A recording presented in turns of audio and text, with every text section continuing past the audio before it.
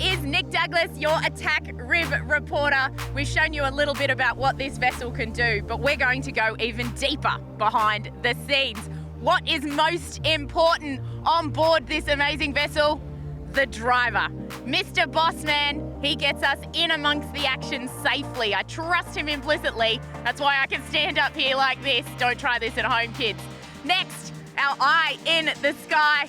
Benji, he's driving our amazing EX250 camera, which has a 300mm zoom lens. It's amazing, and it gets us even closer to that brilliant racing action. Next, our drone man, Shano, he makes sure that we can keep up with the classes that the boat actually can't keep up with. Our kite foilers and our IQ foil, they are insanely quick, so we can still keep up with them with the drone. Now, next, our producer, basically on board, we have Andrew. He's able to switch between these cameras while we're on the go, which is just incredible. And then our sprinkles on top, that's me, basically. And we have our onboard presenter view, which is awesome. And it's so great to be here covering the Allianz Sailing World Championship. Hope you enjoyed seeing a bit more of what happens behind the scenes here on our Attack Rib.